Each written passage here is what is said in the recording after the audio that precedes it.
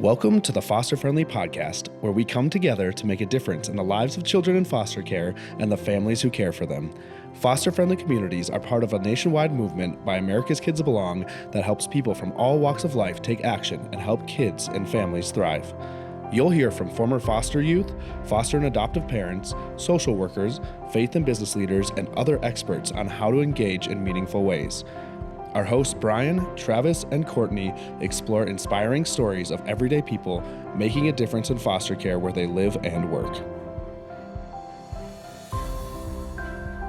Hello, and welcome to the Foster Friendly Podcast. I'm your host, Brian Mavis, and I have with me my cerebral co-host, Courtney Williams.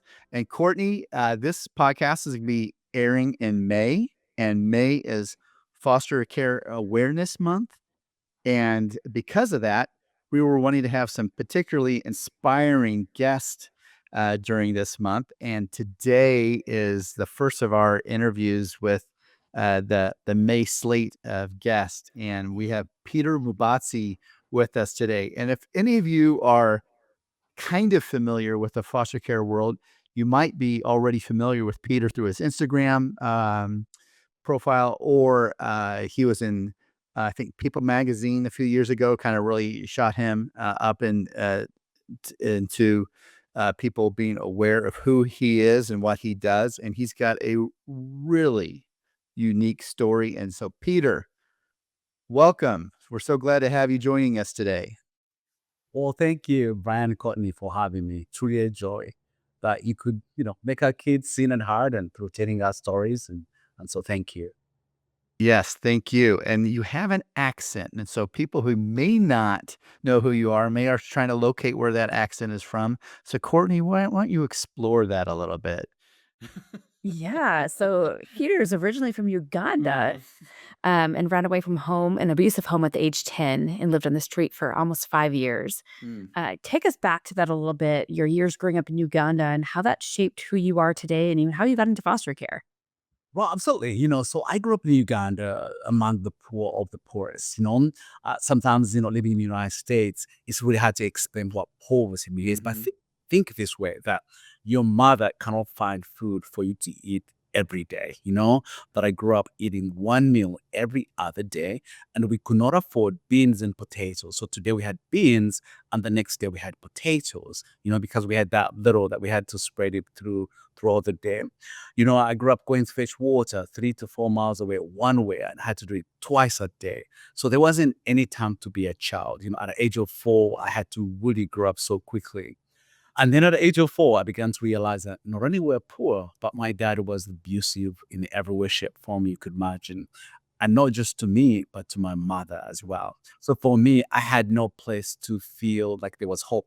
Outside, it was miserable. Inside, under the roof, it was just miserable by the behaviors of my father. So for me, I didn't really have any way sort of hoping for anything. So at the age of 4, at the age of 10, I thought my father would kill me. So I was like, why give him the opportunity to kill me?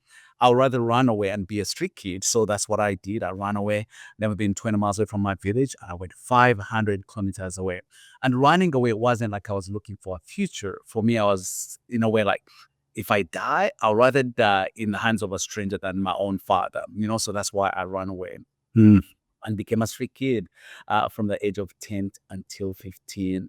And as street kids, of course, also, we're treated more like stray animals. Like I lived in garbage. I smelled. Everything about me was just really bad. So the way people saw us, in some way made me feel like I was a garbage boy. And that became my life for sure. Then I was trying to steal from someone, instead of, sending me away or calling me name, he asked me my name, and he changed my life from there and then. And that was the first time that another human being saw me as a human being after 5 years. And that's truly what changed my life along the way. I'm curious. I'd like to hear a little bit more about that, that someone asking you about your name and what happened there. Growing up, my father said, I'll never amount to anything. Those are the words I had from him every day. Either you're useless, you're worthless. As a street kid, the same way people saw us garbage, useless and nobody. So I wasn't worthy being called by my name. Mm. So for the first time, for that stranger to stop and say, "Hey, what's your name?" And that really rattled me in a good way and a bad way. The good way was for the first time, someone wants to know who I am. The bad part for everyone who was kind was also abusive at the same time. So him asking me my name was a sign of run for your life, because everyone who was kind was also abusive in a way. So that's really what, in a way that rattled me, but also too, that for the first time, someone saw me not just as a dirty little boy, but rather a boy with a name, and wanting to know my name really changed things. And we're going to get more to this, but I'm assuming it has something to do with how you named your book and your foundation, that Now I Am Known, right? Like that whole having a name, being known, and what Absolutely. that means to somebody. Absolutely. And that's, I chose the name Now I'm Known to make others known, because someone made me known, that my job, my life right now is, how can I make others known? Is it moms who are struggling and have lost their kids? Is it kids in foster care that somehow feels like sometimes unseen and hard? How can I make them known because someone made me known? Is probably the promise of where that name comes from. The joy that we can make others seen, heard, and known in a way. So, Peter, tell us a little bit more then after you're 15. What happens then, and how do you grow into adulthood? How do you end up in the United States? Tell us about that story. Right. So at 15, I was trying to steal from this guy, again, who got to know my name. And before I could steal something, he gave me something to eat. And so he left. The next week, he comes back. He gave me something to eat. The third week, the fourth week, I kind of knew what time he came, what car he drove, and what he bought. So I knew on Monday between 4 and 7, someone knew my name, and someone would give me food without stealing it. So he fed me for 1 year and a half. And one day he said, "Hey, Peter, if you had an opportunity to go to school, would you love to go to school?" And I laughed, because I felt like he was the stupidest human being ever. Think this way. You live in the sewer. Why the sewer? Because most people, it smells so bad that most people will never go to. So you live in that environment, and for someone to come and say, "Would you love to go to school?" For me, I hoped to die the next day, because the abuse was so bad. So I never hoped to have any more than a day in my life. So for someone to say, "Go to school," I was kind of like, don't you know where I live? Don't you know what I smell like? So I said no. So the next time he comes back, he said, "Hey, if you go to school, there'll be lunch, dinner, and breakfast." Literally, I said, "What time do we eat?" you know so it wasn't about school. For me, it was about a meal, because I had never had 3 meals a day. I thought only in heaven you can have 3 meals a day. So for him, when he said 3 meals, I was like, is that possible? Is that real? But because he'd fed me for 1 year and a half, there was some kind of trust. So I was like, okay, I'll go check it out. So for me, going to school wasn't like I wanted to be anything. There was one reason: because I heard there'll be food there. Hmm. So you do that happens where you end up going to school. Yes, I ended up going to school, and of course there was food. So I was like, wait, there's food. So I waited for lunch. There was lunch. I waited for breakfast. So then every time, so here's what changed for me. Every time I wanted to steal something from other kids, I thought about that meal. If I steal that, I'm gonna miss out the meal. So I put it back. I never wear a pair of shoes until when I was 16 years old. So now I began to say, you know what? In order for me to get food, I need to wear this pair of shoes. So the motivation to have that consistent with food, I was willing to follow whatever was asked to do. And then along the way, he invited me to go to his home. And that's for the first time when I got to see a man talk to his children, a man smile and be kind to his family. And for the first time, I saw what a family looks like. So that in that way, I was like, wait a minute, I'm going to go back to school and do well, because now I know what family I want to have in future. A man that is kind, a man that loves others, but also doesn't really abuse his family. So that's what I inspired to do. In other words, I saw what to measure up to. Mm-hmm. And that's what became my goal. Like, I'm going to go excel in school so I can just have the same family as this man does.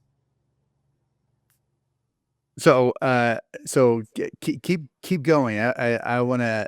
A lot of our listeners don't know who you are, and they're still not even sure why we're interviewing you yet. How this makes sense. So, bring us from you graduate from school, I assume, and then you bring us into like how you come to the United States and how you build a family. Right, absolutely. So then, of course, now I went to school and did well. So I excelled. So I finished high school. I went to university in Uganda, and then I went to university in England. And that's how I came to the United States as a student. And my first day in the United States, I really struggled with my faith.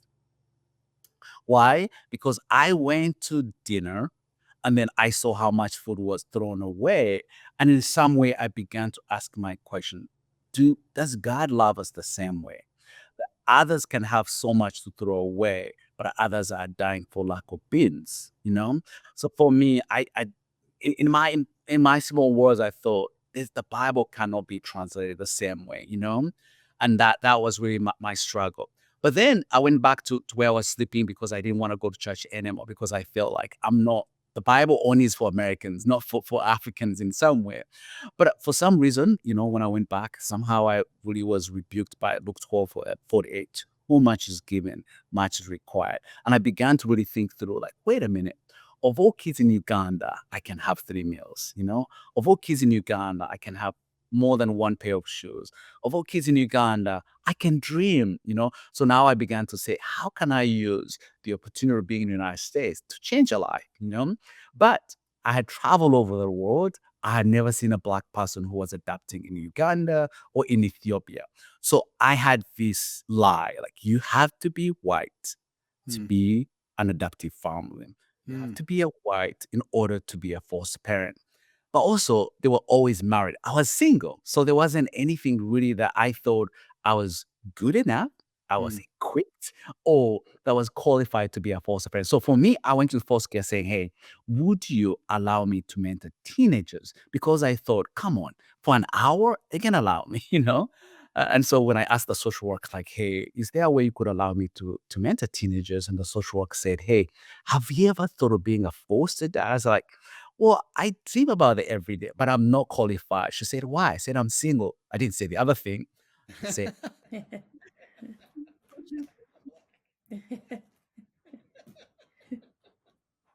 wait a minute. 30% of foster moms are single. You can be. Literally, it was on Monday.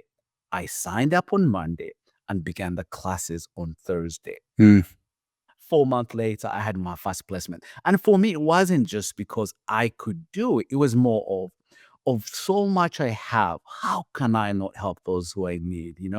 On the other part too, like I felt, you know, we all go to church. We all have faith. But for me, I didn't want to be a listener without doing something.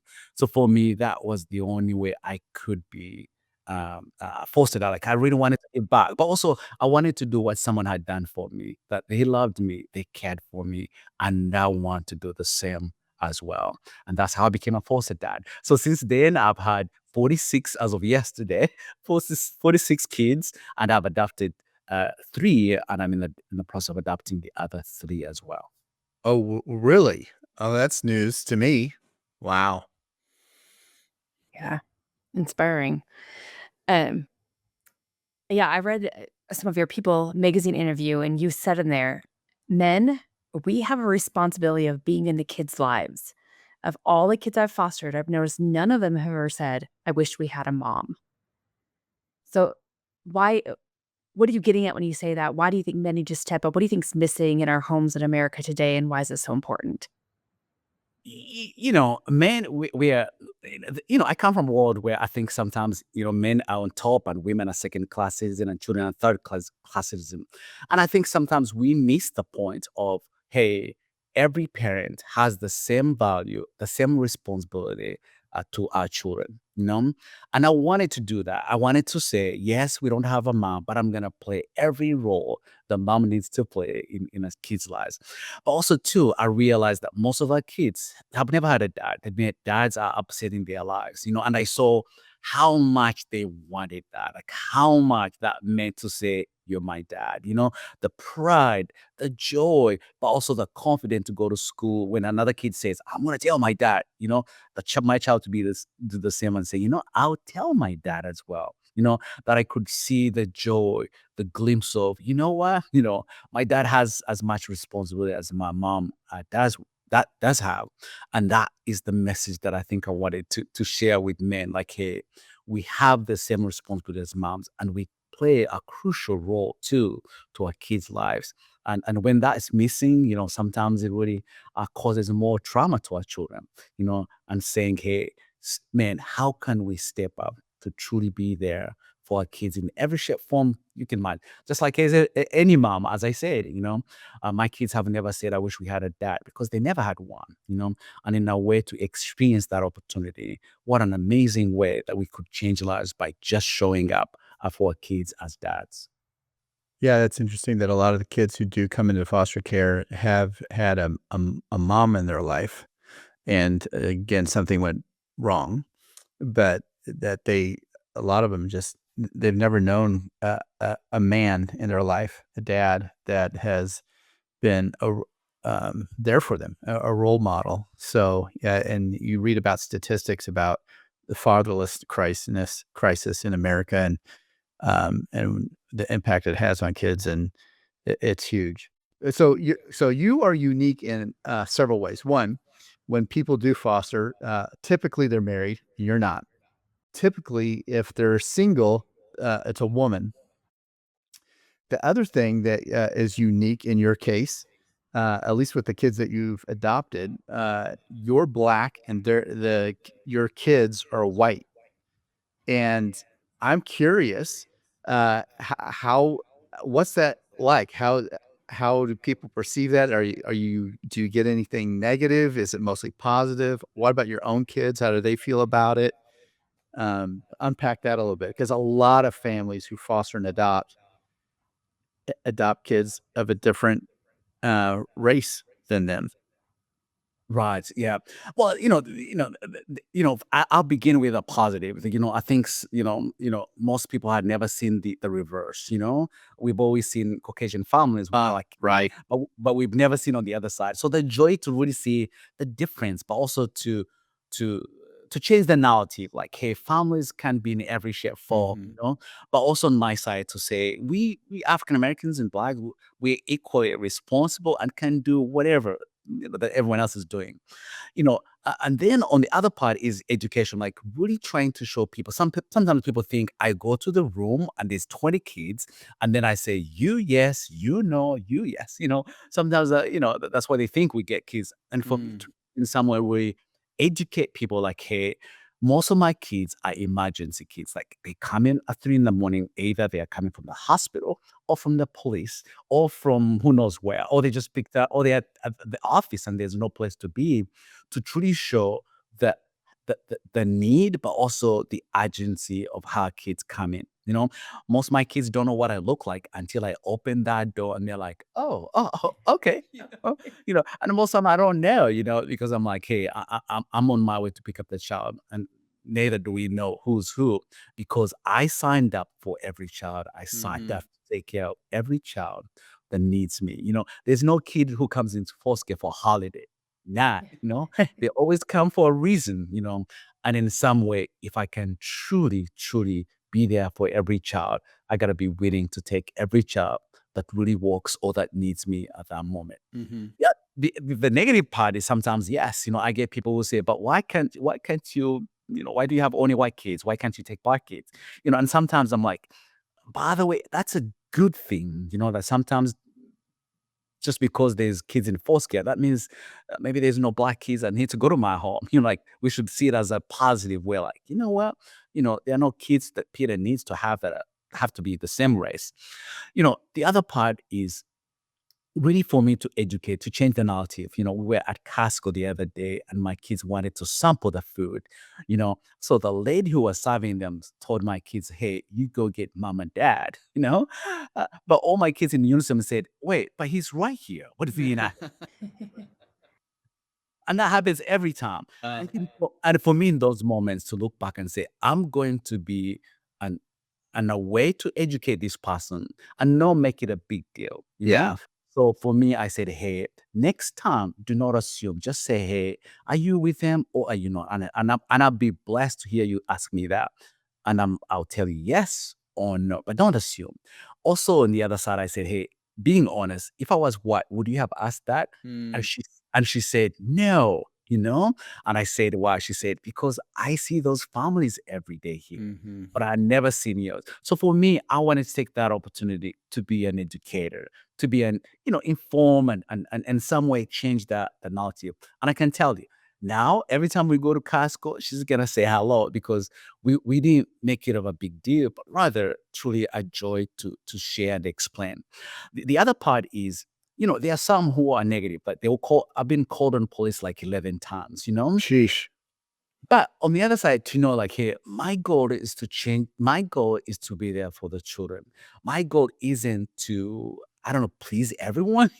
Otherwise, I will never be able to do what I do if my job was to please and make everyone happy. For me, my happiness and my goal is the children. And so it's up to them to change the narrative along the way, but it's really not my job. I cannot change their perspective. I cannot change their attitude.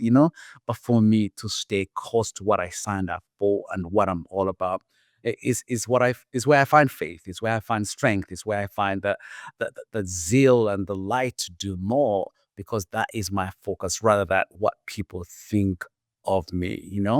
And for my kids, I think, it's a joy that every time I go to school, it's high school, it's elementary, they're like, come and meet my dad, come and meet my dad. Mm. Their friends will come and say, that's your dad, because they have a dad. They don't have in their world, they're not saying I have a black dad. I just have a dad. Mhm. And for me, that's a beautiful thing that I get to really see, the way they talk about their dad and what people think of. And it's really been a joy to watch that. But also, too, we live in a society that sometimes, uh, people like to divide or put boundaries. And I think for me as a foster parent, that's not really what I'm called to do. I'm called to be a dad, and that's the best I can do. It's yeah, it's beautiful, and it reminds me. I share the story when I do foster parent training.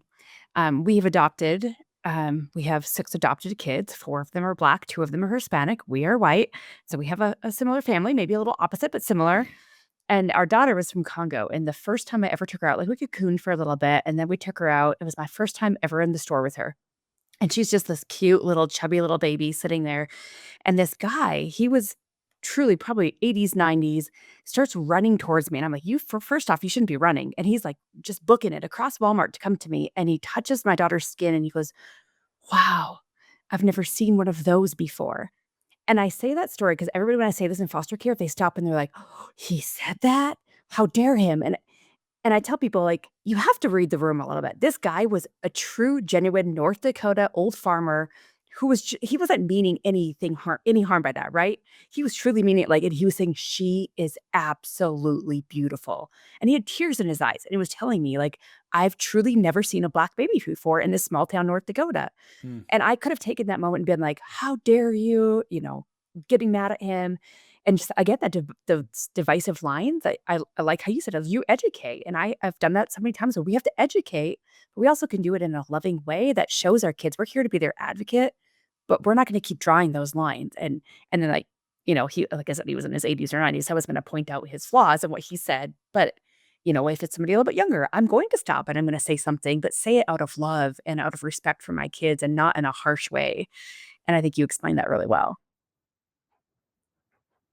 Well, Peter, your life, gosh, holy moly, talk about changing and challenging the narrative. I mean, one, you're a street kid from Africa, and so many people think, I've got to have a certain pedigree in my life in order to step up and to be of use and to help other people. And I mean, just that part of your story alone is unbelievable that you came from such um, poverty and hard circumstances and decided to not see yourself as a victim and instead to be a blessing to others. That's amazing. Then to be a single father and a Black father to white kids and teaching people just about through your life that you can be open to being a single parent, a dad, and then not worrying about having a certain race that you're accepting all kids. Uh, no wonder you wrote a book. I mean, your life is a story and an educational one. So, tell me a little bit more about your book. Well, before we go the book, really, I love the way you kind of highlighted. For me, I hated my father. I really hated my father. But along the way, I knew holding that hatred would ruin my future. And I really wanted to say, you know what, I'm gonna forgive my dad, but also I didn't want my past somehow to define what I could have, and what I could be. And that was for me the joy that really helped me go over the hump. I've met people who say, how do you do it? And sometimes I say, if I can do it, you can do it as well. The other part is, I think, coming from where I come from, I've always said, if the challenges are actually my blessing. Like, they're just no challenge, but there are ways I can step up to do something. There are some people who say, man, I can't force, I cannot let the kids go. And I always say, actually, you're the one we need, that you have that attachment, that you have that need. Most of our kids are looking for that attachment. Like, actually, your fear is actually your stronghold when it comes to fostering kids, and that's really been a joy. The book, I think, people see what I do. They're like, you're a unicorn. I'm like, I'm not really a unicorn. No, I think you're a unicorn. Yeah, all right. I know. So for me, writing the book, like, I wanted to take them back, that my past did not define me, that with all that I went through, that I was able to overcome and turn around and be the father that I never had. And there are some people who have had a traumatic past, and sometimes they say, I'm not sure I'm equipped to, and I think it was my way of encouraging them, like, you can truly. Of all people, I never thought there was a future for me. I was never hopeful, but through the kindness of a stranger, I was able to do so. That maybe you can be that kind of a stranger who did that for me, but you can do that for another child, And so that was for me, writing a story about just really me. But I just written a book. It comes out in May. It's Love Does Not Conquer All. The lessons I've learned, as a foster dad, to really help those who are not foster parents or who are not parents yet, to say, hey, here are things you need to think about that I would have been a better parent had I thought through. And then, the next section is, when you're in the thick of it, sometimes it can be really difficult, especially as a foster parent and adoptive parent, to say, I don't know, I'm just about to drown, And I'm sharing the nuggets and lessons that I've learned along the way. Like, hey, here are things that really helped me be the best parent I can do. But I had to do some learning, and I had to revisit my own self as well. And then the last chapter is this hope, because I have from 3-year-old to 21-year-old. So I know all ages, So in some way, to truly share the journey of how I was able to get there, but lessons I've learned that you can learn from a little thing that I've, gone through, but also educate people.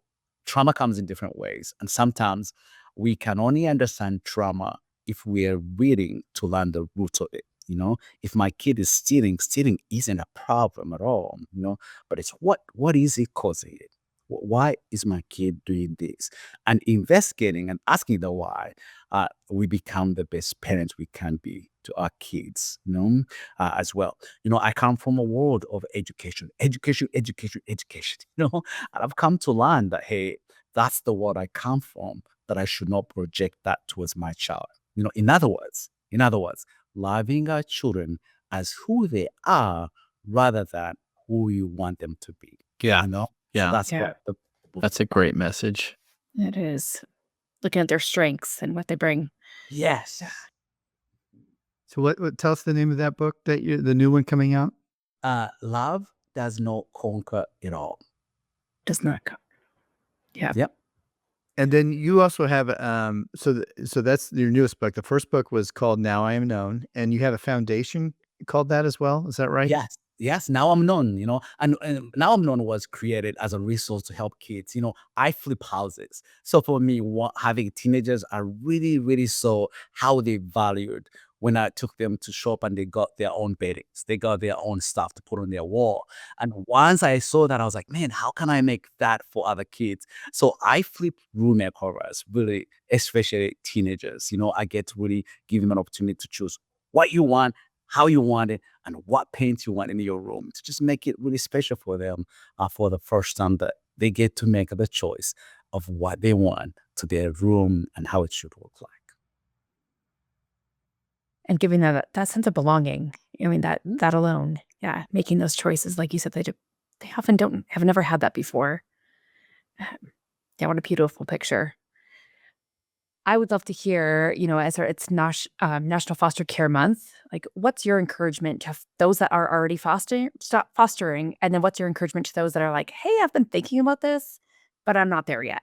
Like, what would you say to both those camps? Well, absolutely. To those who are fostering, first of all, I would say you are not alone, and we understand the ups and downs, and we appreciate what you do. And sometimes I know you feel unseen, unheard, and sometimes alone. Yes, as foster parents and adoptive parents, we can get in a world where most people don't understand what we deal with or we are with. But I want to say you are not alone, and we appreciate for the sacrifice you've made and for all you're doing for your children. You are a lifesaver and you're a blessing to not only those kids, but to even their parents that we have never met or we don't know, to the social workers, to everyone that we appreciate you and we see you and we hear you. And for those who are on the edge, kind of like, I want to do it, but I'm not, I'm not quite ready. Here's how I'll tell you. There's never time to be ready. I I felt I had room and I could provide for the child and I just jumped in. Start small, maybe begin reading about foster care, maybe get to learn, get a friend who's a foster parent, maybe begin providing for them food, or maybe you can be a respite, you get to take the kids for the weekend, or maybe you can babysit. For me, the people that have made the difference in my life are those who take my kids for an hour or two, that they get to really see how awesome my kids are. And so sometimes I think we were like, oh, they're going to ask me to take in kids tomorrow. No, you can start small along the way. The other part is there are moms and dads who want to be dads and moms. And somehow you're waiting to get married. Listen, I would like to get married. But while I'm waiting, I chose to be a dad to the kids who need a dad the most. So if you're a mom and your dad, and you really, really have a desire to be a mom and dad, the traditional says get married and have kids. In the foster care system is you can be a mom now as you wait for your special one to come. Don't wait until you're 50 or 60. You're like, I wish I did this before, because you wait and wait, but rather find that glimpse of hope and begin now. The other part is those who are afraid. I'm afraid the parents will not like me. I'm afraid I won't be able to give the kids away. I'm afraid of, those you can deal with them along the way. Trust me, when I first became a foster parent, I did not like their bio parents. You know why? Because they reminded me of my father. But one day, my kid got sick. And while my kid got sick, I couldn't call the social worker. It was 3 a.m. So I was like, who do I call? The mom. I called the mom. I say, hey, your little one is wheezing. What should I do? And she gave me instruction on what to do. And I didn't follow that. The following morning, she called me and she said, Peter, thank you for letting me be a parent. Thank you for letting me be a parent for 5 minutes. And for me, that clicks like, wait a minute, she's actually my co-parent. She is in this with me, that I don't have to see her as a villain. That along the way, I began to change the way I parent and the way I view the bio parents. Trust me, there's no mother that gives birth to the child so they can go on a foster care. Along the way, they've lacked resource that you and I have, accountability that you and I have. And somehow that we can be those resources to their moms and dads. And I can promise you, it is the greatest joy, the greatest gift when we let the kids go back to their mom and dad. Peter, that is incredible wisdom. I mean, it's some real practical wisdom, but also just compassionate as well. And thank you so much for sharing that. We like to ask a lot of our guests this final question, and it's a fill in the blank, finish this sentence kind of thing. And so, Peter, how would you finish this sentence? What kids in foster care really need is Love and safety. love and safety. Great. And they Love sure do. alone won't conquer all, right? And my job is not to heal them. My job is to create a space for them to heal alone on their own. Not me. That's not my job, but to create an environment that will help the healing along the way. Nice. Great. Thank you so much, Peter. Yeah. I love following you on Instagram. Your videos are so fun, and you are just everything you can imagine from a Ugandan single dad. So, share, how can people find you on Instagram or other places? Yeah, absolutely. You can find me on Instagram, Foster Dad Flipper, on YouTube, now I'm known, and also on TikTok, now I'm known. Social media is a way to really expose what we do. Like for me, I wanted to show the joy of my kids, but also the joy of parenting. There's so much negative about foster care. I didn't want to contribute to that, but really bring the positive and also inspire others how I get to do that every day in good way and bad way and all that comes in between. I don't have TikTok, but if I find out that you have a dance on there, I'm going to download it. So, No, he does. all right, now I got to check it out. Oh, yeah. Oh, man. Well, Peter, thank you so much. And I encourage our listeners, please follow Peter if you're on social media, to give him a follow and continue to learn from him. He is a narrative challenger and will probably expand your view of what you think is possible. Peter, thank you for joining us this month, especially. Thank you. Thank you, Brian, Courtney, and thank you for making sure our kids are seen, heard, and known. Thank you. God bless you. Me too. Bye. We hope you enjoyed today's episode. If so, will you help us reach more people by subscribing, sharing the podcast with a friend, and leaving a 5-star review?